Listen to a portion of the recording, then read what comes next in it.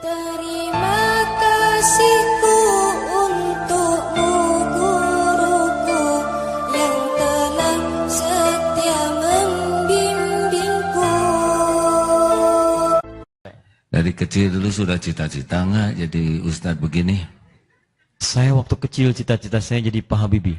Oh, Setiap ditanya mau jadi apa? Pak Habibie. Jadi apa? Pak Habibie.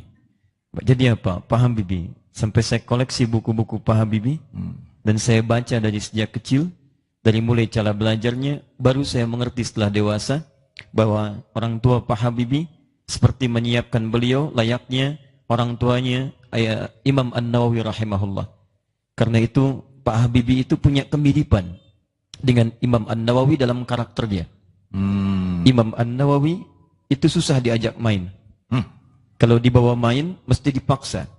Saat dipaksa pun bawa buku. Saat yang lain main, sudah nggak ada ketahuan orang ngawasi, tinggalkan mainnya, balik lagi baca buku lagi. Pak Habibie mirip-mirip. Sedang di kamar diminta main, susah. Dibawa keluar depan, balik lagi, masuk lewat jendela belakang. Baca lagi gitu. Kurang lebih demikian. Masya Allah. Jadi, tunggu dulu. Jadi cita-citanya seperti Pak Habibie. Hanya Pak Habibie pesawatnya dari airport ke airport. Mudah-mudahan pesawat beliau dari airport ke sorga. Ya, amin. Pinternya juga nggak jauh. Alhamdulillah, sama nih. Mesti Allah nitipkan kepinteran. Gak susah ya. Saya berusaha tuh menghafalkan ayat ini. Yang ini ingat, yang kemarin lupa. Tapi itu ada rumus. Rumusnya di hadis riwayat At-Tirmidzi. Oh tuh, coba. Udah keluar lagi. Ya. At-Tirmidzi nomor hadis 2910 dan 2920. Ah, benar. Silakan. Tirmidzi itu nama aslinya Muhammad sebetulnya. Oh. Ya. Muhammad cuman tumbuh dan berkembang di Tirmidz sehingga dikenal dengan At-Tirmidzi. Oh, Masya Allah. Jadi ada rumus begini kalau di Arab, kalau ada non-Arab datang ke Arab, itu umumnya memperkenalkan dengan nama daerah. Supaya orang Arab di sana tahu bahwa dia berasal bukan dari Arab. Kalau dia Muslim ingin menyampaikan Islam sudah sampai ke tempat saya, ini buktinya saya masuk Islam. Rumusnya tambah al di depannya, ujungnya ganti dengan i.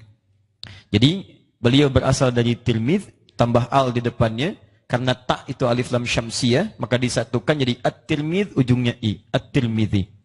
Dulu orang tua kita Syekh Nawawi dari Banten, maka dimunculkan daerahnya Syekh Nawawi Al-Bantani. Dulu ada ulama besar dari Palembang, namanya Syekh Abdus Somad Al-Palembangi. Dulu ada ulama besar dari Padang, Syekh Yasin Al-Padami. Dulu ada ulama besar Syekh Ahmad Khatib dari Minangkabau, lahir tahun 1880. Ini gurunya Kiai Haji Ahmad Dahlan, lahir tahun 1886.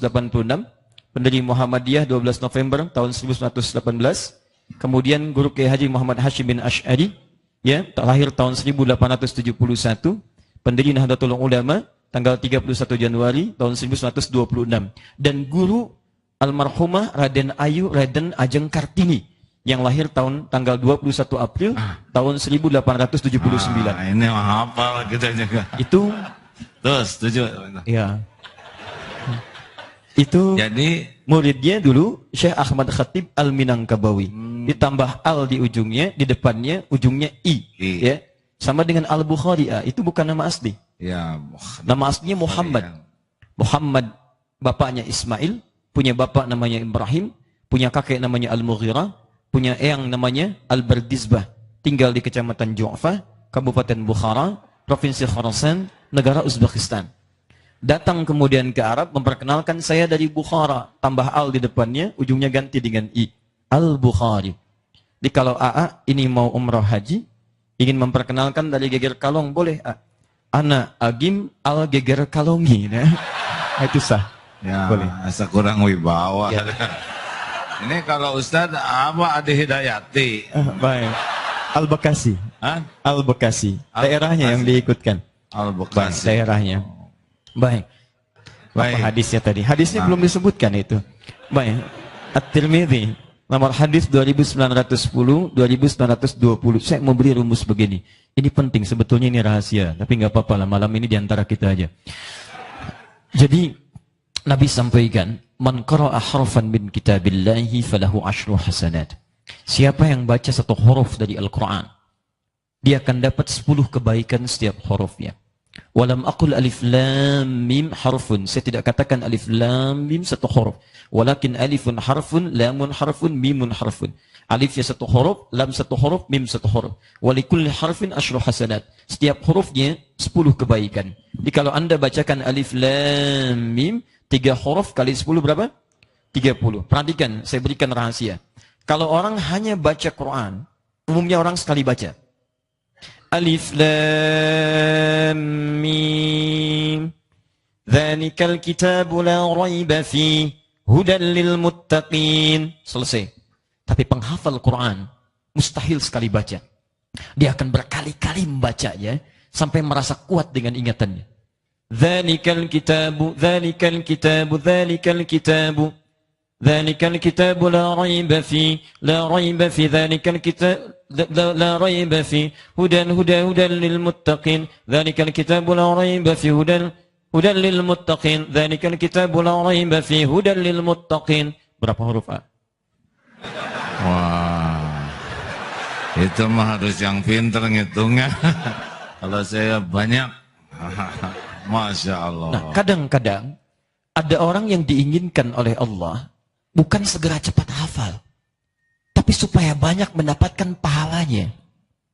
Hei fulan, saya berikan pada dia 10 menit dia hafal ayat ini, karena dia sudah banyak amalan sebelumnya. Dia sudah banyak salat tahajud, dia banyak puasa, dia banyak sedekah. Kamu belum cukup. Kemarin kamu banyak dosa yang harus ditutup dulu. Kamu jangan lupa, di depan itu ada ajal yang segera menanti. Saya ingin berikan pahala lebih daripada si fulan. Allah berikan lebih pahalanya. Kadang-kadang ada yang diinginkan oleh Allah bukan cepat mendapatkan hafalan, tapi cepat mendapatkan kumpulan pahala untuk menutup dosa-dosa yang pernah dikerjakan sebelumnya. Saat itu diselesaikan kemudian, maka Allah akan bukakan segala kemudahannya. Dan hebatnya, orang yang mengalami kesulitan 2 kali lipat dari penghafal biasa, maka pahalanya diberikan double dari yang sebelumnya. At-Tirmidzi nomor hadis 2920. Walladzi yatata'ta wa huwa syaqqun 'alaihi falahu ajran. Maka orang yang terbata-bata membacanya, mengeja hurufnya, maka dia mendapatkan pahala 2 kali lipat dari yang lancar. Alif lam mim. Yang ini alif lam mim. Yang pertama 30, yang kedua kali 2 lagi. 60 dia dapatkan sebagai apresiasi dari kesungguhannya. Kalau Allah sudah memberikan Anda berlipat pahala, belum juga Anda mau membacanya, maka dengan cara apa lagi Allah harus mengampuni dosa-dosa kita. Kadang-kadang setiap peristiwa tidak harus dibaca dengan akal, tapi ada bagian iman kita yang meneduhkan keadaan jiwa kita. Sekira itu. Apalagi Ramadan. Ramadan itu pahalanya beda. Lebih dahsyat lagi ya. Lebih besar. Ada di Kitabus Siyam Al-Bukhari nomor hadis yang pertama, posisi paling kiri sebelah atas. Itu langsung. Betul. Yatruku ta'amahu wasyarabahu wasyahwatahu min ajli. As-siyamu li wa ana ajzi bihi wal hasanatu bi asyri amthaliha. Orang yang puasa meninggalkan makannya, minumnya, syahwatnya untukku. Dia puasa karenaku, maka aku yang berikan ukuran pahalanya. Yang standar nggak berlaku lagi.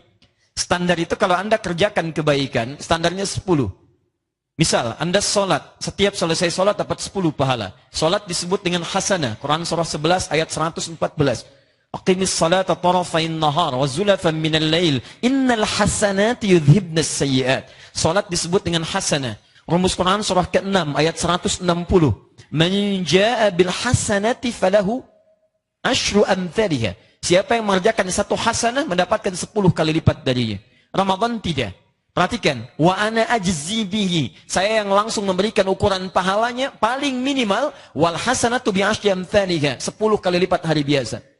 Jadi kalau Anda baca Quran nanti insyaallah di bulan Ramadan, itu satu hurufnya bukan 10 lagi, paling minimal 100 setiap hurufnya.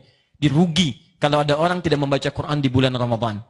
Jadi kalau Anda punya dosa misalnya 99, minimal bacalah satu huruf. Nun, lumayan.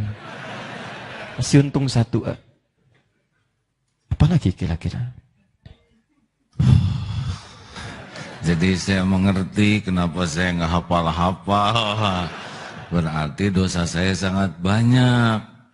Ada juga yang belum tentu dosanya banyak, Kak. Ah, Ada. Kenal Umar bin Khattab? oh, kenal sih tidak. Hanya belajar mengenal beliau, ya. Iya. Berarti sudah sering mempelajari ini. Baik.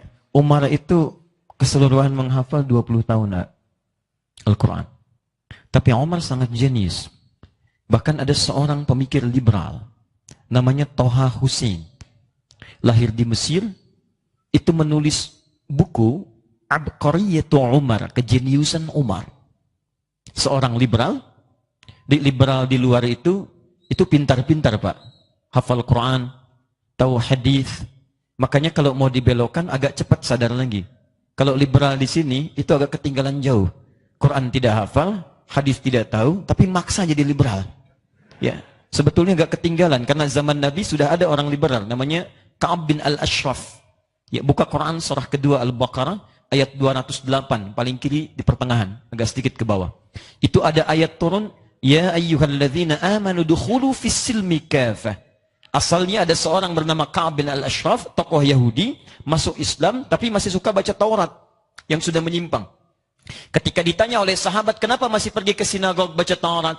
Kata Ka'ab ini, Quran kan wahyu dari Allah. Taurat wahyu dari Allah.